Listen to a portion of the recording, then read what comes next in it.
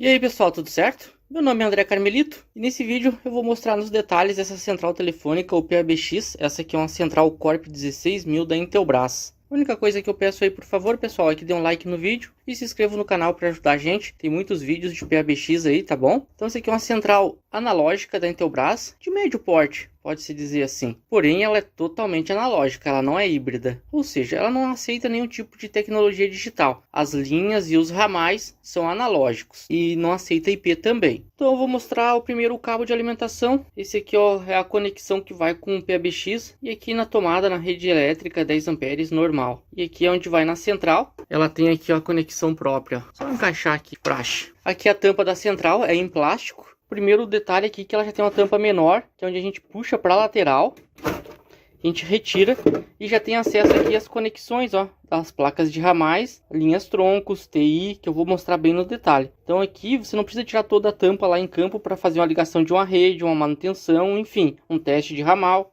E para ter acesso a todo o hardware da central aqui, a gente tem que retirar essa tampa. Tem dois parafusinhos apenas, a gente só afrouxa, puxa ela aqui, ó, e ela desencaixa. E aqui tá todo o chassi da central e a circuitaria, todo o hardware dela, né? Vou mostrar aqui nos detalhes. Porém, o que eu tenho aqui são só duas placas troncos, 3 placas de ramais, a CPU, a placa base, ou placa principal, que é as conexões com as linhas troncos e com um TI 730, entrada da rede AC aqui, onde tem as proteções, né? Varistor, a chave de seleção, porque a fonte dela é com transformador, não é automática. No transformador, onde saem as tensões menores aqui, que vai na placa que a gente chama de fonte, onde é feito toda a parte de retificação e filtro das tensões de 5 volts, a tensão de 12, a tensão de ringue, até tem um flatzinho. Eu vou mostrar mais nos detalhes aqui que liga a fonte com a placa base e tem na serigrafia as tensões. E aqui na lateral a gente tem uma chave de liga e desliga. Essa chavezinha está ligada em série com fase neutro, então quando a gente desliga aqui ela interrompe os dois. E vem direto daquele conector do cabo que eu mostrei ali. Então aqui, passando da chave, ela vem direto aqui ó, nessa plaquinha. Tem dois fusíveis aqui, ó, um de cada lado, para proteção. Depois dá nesses dois varistores, que estão em relação ao terra. Um capacitor de filtro. A chavezinha de tensão de 220 para 110, então tem que tomar cuidado de acordo com a rede ou no break. Aí sim dá no primário do transformador aqui, ó.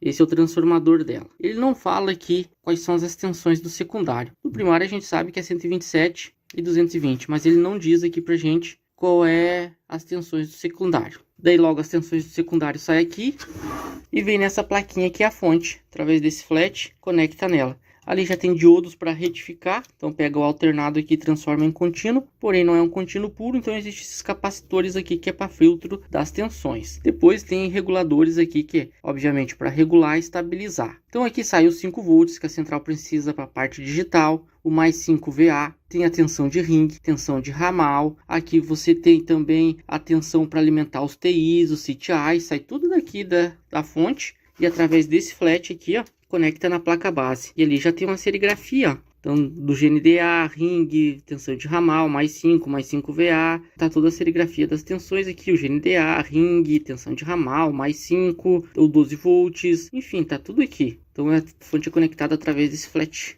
na placa base. Aqui também tem uma derivação, ó, nesse cabinho. E ele sai daqui da fonte, através desse optoacoplador. E ele vem aqui, ó. Tem esses 3 conectores. Esse aqui, ó, o primeiro mais de cima, é para alimentar os TIs, ou seja, os terminais inteligentes. Então vem a alimentação da fonte e você liga aqui, porque o TI precisa de 4 fios. Um para fonia, que você vai ligar no ramal qualquer lá, e aqui a alimentação do TI 730 aí. Já esses dois é aonde entra as linhas analógicas, as linhas telefônicas da Oi, Vivo, qualquer operador aí. Até mesmo VoIP, quando vem de algum conversor ONU ou ATA, a gente liga aqui como linha analógica. Porque, como eu falei, ele não aceita nenhuma tecnologia digital, somente analógica. Então, mesmo que você tenha a linha VoIP ou IP, né? Ele precisa ter um conversor de IP para analógico, daí a gente entra com as linhas aqui. Linha 1, linha 2, linha 3 e assim vai até dar as 16 linhas, que são 8 aqui e 8 aqui. Então ela pode trabalhar de 1 até 16 linhas. Então aqui linhas e aqui saída para o TI. E essa é a parte da fonte e conexões das linhas do TI. Aqui na placa base a gente tem esses flatzinhos, ó, tem toda a central. Serve para você espetar a placa tronco aqui nesses conectores e espeta esse cabinho na placa-tronco. Esse cabinho tá vindo daqui, do lado de dentro, aqui a gente tá, ó, do conector de entrada das linhas. Pode ver que o TI é só 2, né? Positivo e negativo, que é a comunicação de dados dele. E aqui cada parzinho corresponde a uma linha. Aqui dá para perceber que eu tenho 2 placas troncos, porém cada placa dessa é para 2 troncos, ou seja, 2 linhas, ó, tá vendo? Linha 1, linha 2, linha 3, linha 4, e daí segue na sequência. Linha 5 e 6, 7 e 8, 9 e 10, 11 e 12, 13 e 14, 15 e 16, que é o total de linhas troncos que ela comporta. Essa primeira placa tem 2 cabinhos que as outras não tem, que é esse cabinho aqui, ó, tá indo lá na placa base, além de tem 2 relés. Para que serve? Quando você tá com todas as linhas, ou só essas 2 linhas, ou só uma linha nessa primeira placa, e falta energia elétrica, automaticamente a central comuta essa linha direto, os 2 primeiros ramais aqui, pode ser o 200 e 201. Então ela faz uma comutação física direto aqui através de relés, e você pelo menos pode receber ou originar, porque a linha não depende da energia elétrica. A própria central da operadora lá, ela já tem um sistema lá de no break, de baterias, que mantém ela funcionando mesmo sem energia. Não sei se vocês já repararam que para tudo na falta de energia, menos o telefone. Então ela faz essa comutação, você não fica sem linha telefônica. Por isso que essas duas aqui tem esses jumperzinhos aqui, ó. Então a linha vem por aqui, pega uma derivação direto e através desses relés comuta direto os 2 primeiros ramais da primeira placa. Aqui tá para 4 linhas. Se tu precisar de mais linhas, precisa de mais plaquinhas. E eu vou mostrar uma plaquinha dessa aqui no detalhe, ó. Desencaixa aqui, desencaixa. Eu já deixei, porém ela vai um parafuso aqui para não ficar fazendo esse serviço. Ó, onde tá o parafuso aqui, ó. Tem até o lugar certo aqui, ó. Para parafusar ela fica bem firme. E ela é só encaixada assim, ó. E essa é a placa tronco. Então aqui no início da placa a gente tem as conexões com flat da linha. Aqui são protetores centelhadores a gás contra descargas atmosféricas. Esses 2 azulzinhos, esses 2 tamborzinhos é chamado de centelhador a gás. Temos 2 bobininhas aqui para cada linha. São um indutor, funciona como um fusível, não só para proteger contra descarga atmosférica também, mas para evitar ruídos, alguma interferência, até mesmo radiofrequência, alguma coisa. Ele já serve como filtro da linha, ele está em série com a entrada das linhas. Temos um LED que indica quando a linha está sendo ocupada por algum ramal, ele acende. Optoacoplador serve para quando entrar uma ligação lá de um cliente ligando, por exemplo, ele detecta a tensão de ring e sinaliza o processador para ele fazer tocar o ramal ou o grupo de ramal atendedor. O relé que faz a comutação, quando você digita 0 em qualquer ramal e pega a linha, esse relé aciona. Aí você tem o transistor que aciona o relé. Aqui são capacitores e transistores de áudio. Aqui é outro optoacoplador para sinalizar quando a linha está ocupada, para avisar lá no TI que a linha está em uso. Alguns diodos para retificar, parte de filtro, transformador para casar impedância e toda a circuitaria aqui de áudio. E se tu for ver, é uma réplica aqui do outro lado. É o mesmo circuito para cada uma das linhas. Então, linha 1 e linha 2. Tu vai ver que é o mesmo circuito. Então, áudio, ocupação, sinalização de ring, toda a parte de proteção. Aqui tem uns jumpers que a gente tem que mudar manualmente quando tem identificador na linha. Por exemplo, ó, tá na parte C, significa que tem identificador de chamada. E NM quer dizer que é normal, sem identificador. Então a gente tem que deixar aqui, ó, esses 2 jumpers na parte C. Até não sei por que existe isso. Antigamente devia ter um porquê.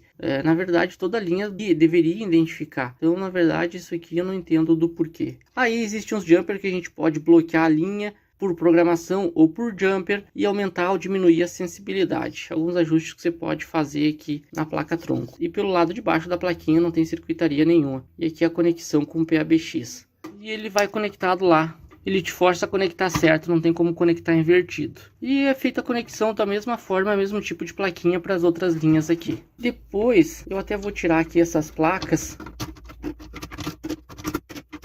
para mostrar a placa principal ou placa base que a gente chama, que é essa placa, que é onde obviamente que vai conectado todas as outras placas, mas também tem alguma circuitaria, multiplexadores, as matrizes de comutação, são 2. Aqui, por exemplo, tem um CI que é a comunicação serial, onde você consegue configurar ela e tarifar por software. Aqui são os slots onde vai as placas. Então daqui até aqui, ou daqui até aqui, são as placas de ramais. Então é 1, 2, 3, 4, 5, 6, 7, 8 placas. Cada placa para 8 ramal. Então tá aqui, ó, ramal 00 até o ramal 07, do ramal 56 até o ramal 63. Então esses aqui, ó, são os maiores, dá para perceber, é só para as placas de ramais. Aqui onde é duplo é a placa CPU, que eu vou mostrar no detalhe ali. Então essa é a placa base e aqui vai a CPU. Depois a gente tem alguns acessórios aqui, ó. 1, 2, 3, 4. Os acessórios como é que são esses? Placa de identificação, placa de atendimento. Você pode pôr duas placas de identificação para poder identificar as ligações de entrada das linhas. Tem que ter um circuito aqui, um decodificador de binário para DTMF ou de multifrequencial para binário, enfim. Ele tem que decodificar o sinal que vem lá da operadora, que pode ser FFSK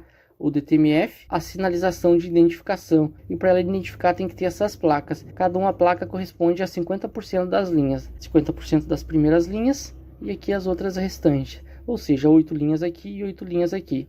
Esse outro aqui é a placa de atendimento, que a gente chama, ou DISA, onde você vai criar aquela mensagem personalizada, ou alguns chamam de URA, que ela vai atender sozinho, vai direcionar para o ramal desejado. Vai aqui, ó. Depois esse aqui é uma placa modem, pouco utilizado também, mas para você poder até configurar ela remotamente. Depois a gente tem um outro conector aqui no canto, ó. Isso aqui é para usar uma impressora matricial. Antigamente era feito a tarifação das ligações por aqui. Só para impressora que se utiliza. Hoje em dia nem se usa mais. Esses outros conectores são 4, que são para serviços, atuadores, interfaces de porteiro. Você pode acionar motores, lâmpadas, sirenes, enfim. Existem uns hardware, uns dispositivos que a gente conecta aqui e programa ela. Aqui tem 2 jumpers, um para música interna ou música externa, que é uma música de espera quando você transfere a ligação. E aqui a gente tem um outro jumper que ele diz assim, ó, sem mesa ou com mesa. A mesa operadora, ou pé operadora, ela é diferente do TI. Então teria que mudar aqui este jumper quando se utiliza a mesa operadora. Quando se utiliza o TI não precisa. Aqui umas conexões por cabo. As conexões aqui, ó, são para mesa, música, tarifação por impressora via serial ou tarifação ali e configuração da central via software, ó, GND, TXDB, RXDB. Serve para a gente configurar ela pelo softwarezinho que a Intelbras disponibiliza no site, que é só fazer o download e a gente pode configurar toda ela por software. Então é feito aqui as conexões. Conexão da mesa também e da música externa, qualquer fonte de música externa aí que a gente pode utilizar. Agora eu vou mostrar essas placas. Essa primeira aqui é uma placa de ramal. Veja que não tem nada desse lado de circuitaria, somente aqui, ó, na face superior da placa.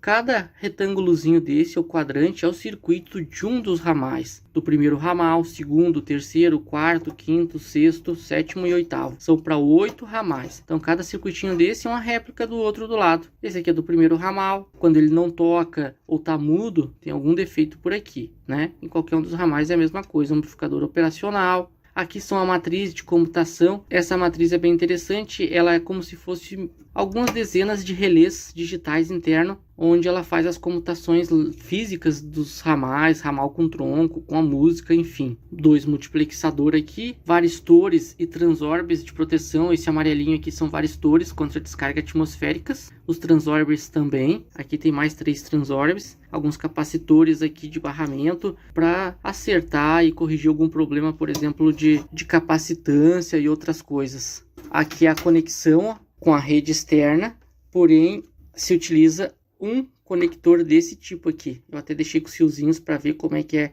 feita a conexão com a fiação, ó. A gente usa uma ferramenta que é o Wire Up ou enrolador. Até tem um vídeo aqui no canal para enrolar o CCI aqui, ó. Cada 2 nessa posição assim, ó, é um par ou um ramal. Ramal 1, ramal 2, ramal 3, ramal 4, ramal 5, 6, 7, 8. E ele vai conectado aqui, ó, dessa forma. Numa eventual troca de placa ou manutenção, é só desconectar aqui, ó, se tira toda a rede e desparafusa a placa, que é fixa no chassi por esse parafuso, aqui, ó, conectada através desse conector daqueles contatos metálicos aqui no seu respectivo slot. Ela dessa forma assim, ó. E aqui é parafusada, ó. Então cada plaquinha dessa é para 8 ramais. Você pode ter só uma placa e ter só 8 ramais. Não precisa você ter todas as placas. Então você pode ter de uma até o total que ela comporta aqui de placas de ramais. E pode ver que elas seguem um padrão, são todas parecidas. Olha só, não tem muita diferença. E agora, uma das placas que é a principal, sem ela a central não vai funcionar, que é a CPU, que é a abreviação para a unidade de processamento central.